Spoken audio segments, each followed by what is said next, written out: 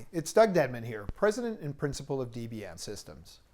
In this video, I'd like to begin our discussion series on what S&OP is not.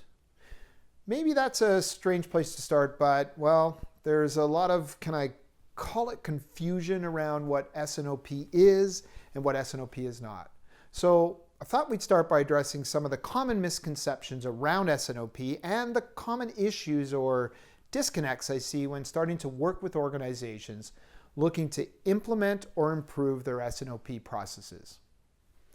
I don't want to make this video about semantics. However, I think it would be good to lay out some groundwork for the discussion of what S&OP is not with a couple of level-setting definitions.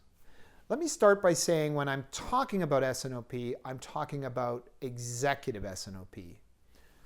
I would simply define executive S&OP as a monthly management process where your senior executive ensures alignment across the organization, providing a place to get a clear link between strategy and execution, a place to set the flow rate for the business, a place to establish clear accountabilities, and to have a regular and repeatable management process. Whew, that's a mouthful. You know, let's just kind of break that down and highlight a couple of the words and phrases out of these definitions.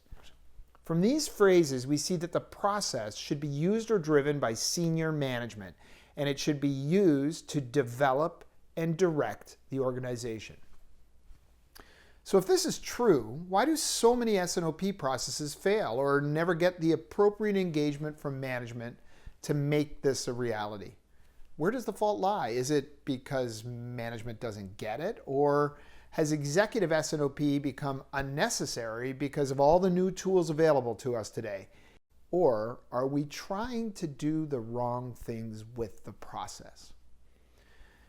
It's within this backdrop that I'd like to talk about what S&OP is not. In this series, there are three things we'll cover in detail. First, S&OP is not a tactical process. It's a management process. Secondly, S&OP is not a real-time decision-making process. And then finally, S&OP is not a magic bullet. So to kick off the series, we'll begin with the first one. S&OP is not a tactical process.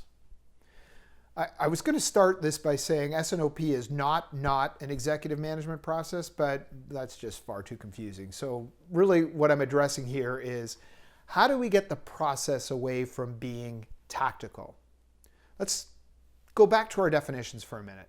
It's about directing and managing. It needs to engage your executives so that they can direct and manage.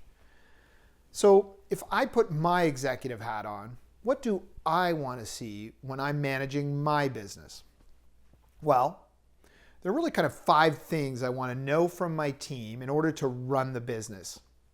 And these 5 things really should be answered as part of S&OP. The first one is, are we in control? The second one is, does our plan get us to our objectives? Thirdly, what are the risks in the plan going forward? Fourth, are the actions we're taking improving our level of control and the ability to get to our objectives? And finally, number 5, what decisions do I need to make in order to address any challenges in the plan? To answer these 5 sections, we teach organizations and executives to use a standard format to model their business at the family level. It's called the 5-section sheet. The 5-section sheet provides a visualization to model the business for a family and helps answer these questions. You can find out more about the 5-section sheet by clicking on the link below and reading this excellent article written by DBM's founder back in 2016 on the 5-section sheet. While we've gotten a lot better over time, the fundamentals remain the same. So let's come back to the questions and use an example from an actual 5-section sheet. So, first question, are we in control?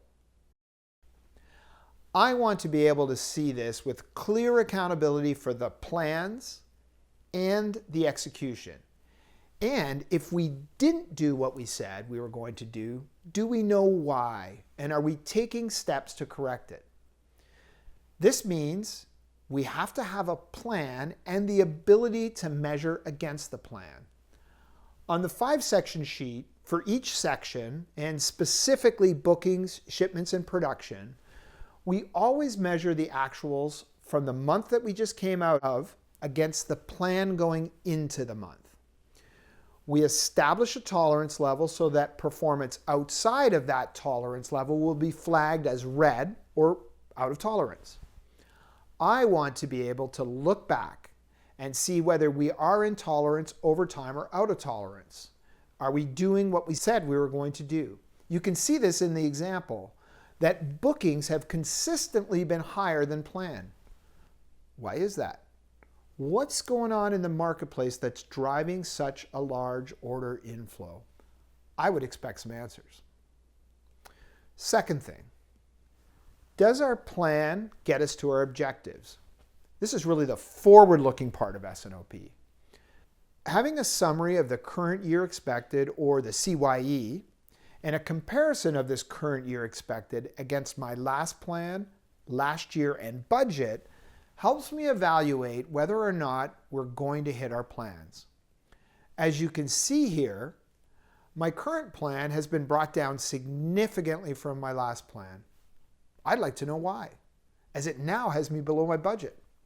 Does this make sense with the order inflow we're seeing? What's driving the softening in the plan from last month? The third thing I want to answer is, what are the risks going forward? Now, this may be a bit hard to see just from the 5-section sheet, but I would expect my team to present the major risks and assumptions in their plan. What are the things that might stop us from getting where we need to go? One of the risks I'd be looking at here is, how do we go from producing 118 units per day to producing 195 units per day from month to month? I'd want to have an answer from my production team on how this is going to happen. What is changing in the next month?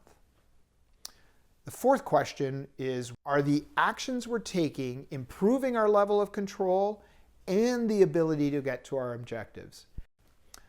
I would expect our level of effectiveness, the ability to operate within a tolerance level, would be improving over time. Out of tolerance measurements should drive root cause analysis. Outside of the data that's presented on the 5-section sheet, I would expect to see what causes the issue, but I would also expect my team to fix the root causes of these issues, getting better at what we're doing.